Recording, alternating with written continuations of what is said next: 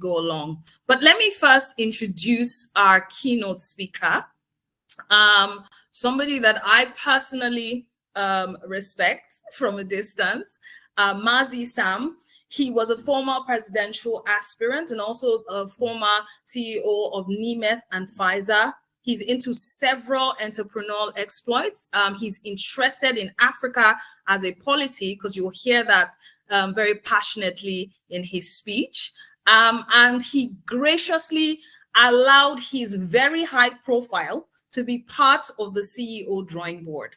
And we do not take that for granted at all. So Mazi, I am grateful to have you on the call this morning, and we're looking forward to hearing and experiencing the opportunities and the new economy of Africa from your perspective.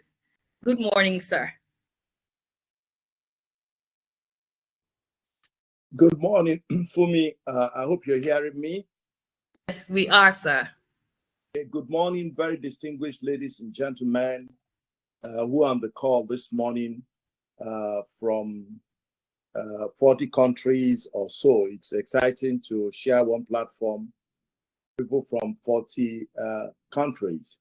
Thank you, Fumi, for bringing us to this ecosystem, borrowing from your word.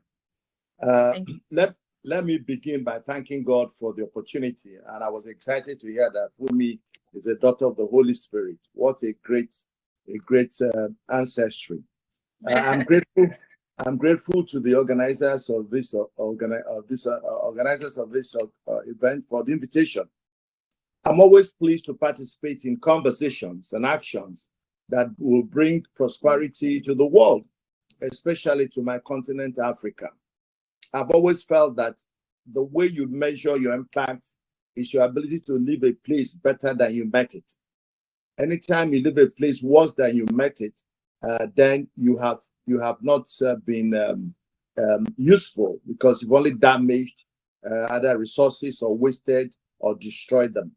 So I'm restless anytime I find that my environment is not acting up in terms of building a better future or leaving a better future for our successors. So I'm glad to be part of this conversation.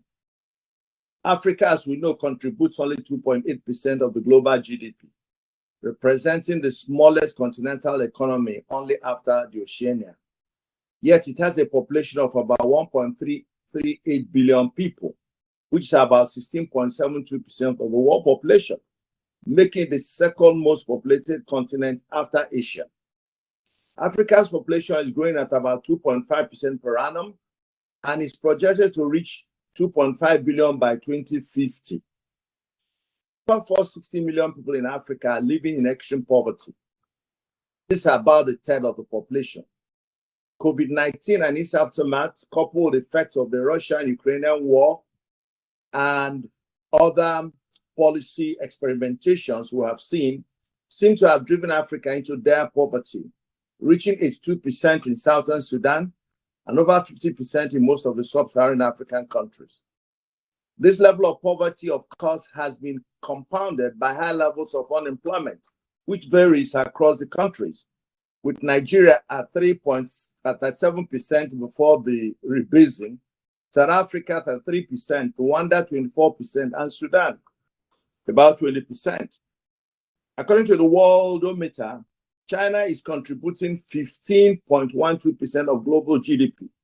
United States of America 24.08%, Japan 6.02%, Germany 4.56%, India 3.28%, UK 3.26%, France 3.19%, Brazil 2.54%, Italy 2.4%, Canada 2.04%, and Russia 1.95%. These are the 11 biggest economies in the world, and these also control much of global trade and global geopolitics. African continent is not represented at all in this list. People have identified factors that have been responsible for this unsavory situation. They've pointed at colonialism and its aftermath, which seem to make us dependent on other people and help and aid. Some have talked about the nature of our education, which is not entrepreneurially driven, but skewed to service and offering doing white collar job. Some speak about the difficult operating environment that Africa presents in diverse ways, both in terms of its geography, its climate, and then the policies that exist.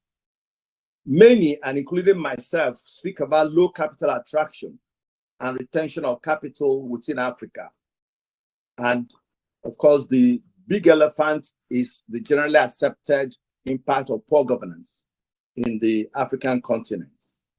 But I'm pleased to announce to you that despite this, we now have a new crop of thought leaders and nation and business leaders who are prepared to change the story of Africa and its trajectory.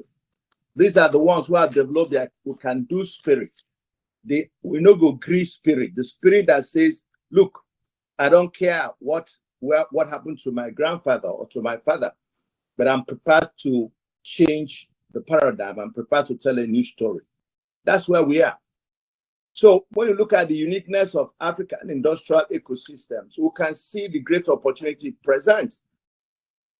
It is deriving from what I've just said earlier on, the statistics that I shared. It's not surprising that industrialization is comparatively low in Africa.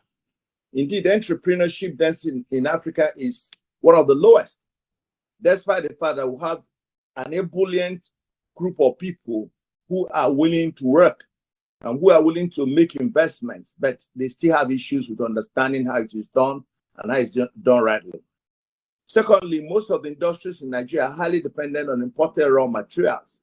We have chronically refused to develop our raw materials and use them as opportunities for value addition and wealth creation. Thirdly, most African industries are poorly funded due to poor access to appropriate funding in Africa. And where the funding is available at all, it is so expensive with short tenures, making it very difficult for African industries to be profitable. Those of us who watch Nigerian stock market will have seen that in recent times, most of the manufacturing and value-adding companies have been reporting huge losses or significant decline in profit, while all the banks declared huge profits. Some of them are double digits, some 3-digit growth. Deriving from some of the earlier identified factors, African industries seem to be globally uncompetitive, contributing to the high level of import dependence. Now, this, for me, this situation makes Africa a heaven of opportunity. Opportunities, therefore, exist in Africa. They say the country where there are sick people is a good country for the medicine man. That's a proverb in Africa. So, because we have what I have described, suffix of so many things, we have a heaven of opportunity. We seem to have shortages of virtually everything from food to good governance. Therefore, were it not for the wrong-headed leadership in some of African countries, Africa should be brimming with investors. I believe that investors are critical, local investors, foreign investors. Investors bring in capital, capital creates businesses, programs and projects. Businesses, programs and projects create jobs. Jobs create wealth. Wealth creates prosperity, driving down poverty. So if we ever want to bring poverty to a manageable level, then our focus must be how to attract capital, locally formed capital or foreign derived capital, because that is the critical thing to do. But as of today, Africa is unable to attract reasonable direct foreign investment because of the unattractive operating environment in many nations, because of insecurity. We know that there is policy instability, sometimes poor adherence to law and order, and endemic corruption. These remain very big barriers. Hence, I believe that a great opportunity exists for intra-African trade, intra-African investment. Since African countries and their businessmen and women share similar ecosystems, and understand each other, a way is created to optimize entrepreneurship growth in Africa. Co-opetition represents a good way to go. It helps to build strength and leverage greater opportunity to grow the market. Co-opetition is where we get together, not minding that we may be competing in the same market, but cooperating to grow that market, cooperating to reduce some of the hindrances in the market, cooperating to help the market better organized and attract capital into it. Competition helps to share risks. And in African markets where business risks are relatively high, competition may be a way out, both for investors coming from outside Africa and investors within the continent. For me, a very good and practical way of doing this is through franchising. Brand owners can franchise their intellectual property, their technology, systems, and marketing support to partner with companies in other parts of Africa in return for royalties or sale of raw materials and other production or service inputs. Businesses within countries in Africa can overcome the challenge of poor capital aggregation or poor access to capital through franchising or through mergers or through acquisitions or through cooperation, whatever name you call it. What I think will help us to get the lift is to get together, drop our petty jealousies and petty misunderstanding, and work together to create a bigger market for both the franchisors and the franchisees. I believe that I need to send it to you to help me download it. Yes, I'm hearing somebody's disturbing, somebody's interrupting. I'll sort that out now, Mazi. Apology. Okay. Beyond helping to resolve capital inadequacies, franchising helps to provide trained manpower, ensure technology transfer, and expand labor engagement and reduce unfair market practices. And this can be done through agreements that are pocket-friendly, that are capital-friendly, and that can enable both symbiotic relationship, where both the host and the attached, both of them derive benefit that may not be maximal, but is optimal. But I think that to get to this stage, we need to imbibe a new mindset. And that is why when I hear about mastermind, when I hear the need to be able to change or influence the way we think, the way we see competition, then I think we are ready to go to this area. Because until we shed ourselves of pride, ego, greed, and such negative values, we may never be successful in implementing franchises or having effective mergers. Let me conclude because I have a short time for this intervention. It is true that it is comparatively difficult to do business in Africa, but it must also be admitted that a couple of nations have begun to implement bold economic reforms to improve market competitiveness. It is also true that low investment capital, low investment in research and development, and other factors slow down innovation in many African countries. But competition provides a bridge to cross these obstacles, and franchising has proven to be a win-win model. Unfortunately, this model is not being fully optimized, and in some instances, they are poorly executed.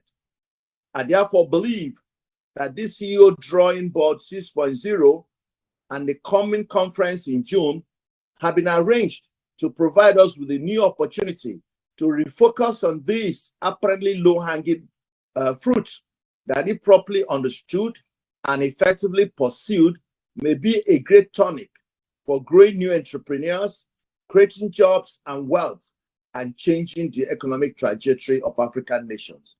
Thank you for your attention. God bless you. My name is Mazi, Mazi. I am clapping. Oh my gosh.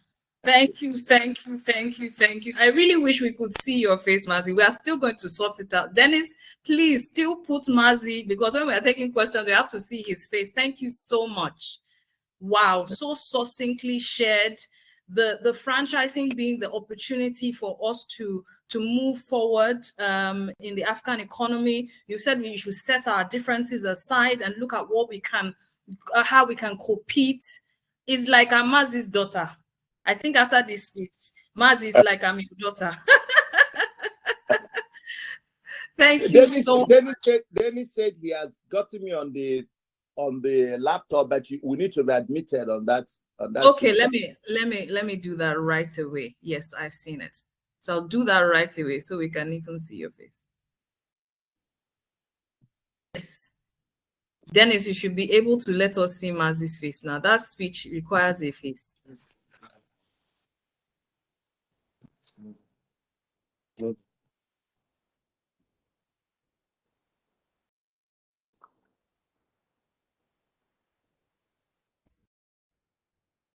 Okay.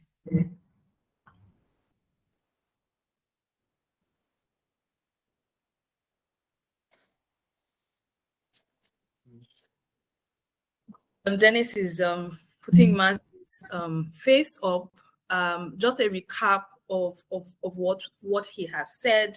The reason for which the entire vehicle has been put together is to allow us look away from what we call the shortcomings of Africa, put ourselves together in the resources that we have, and to begin to make the journey forward.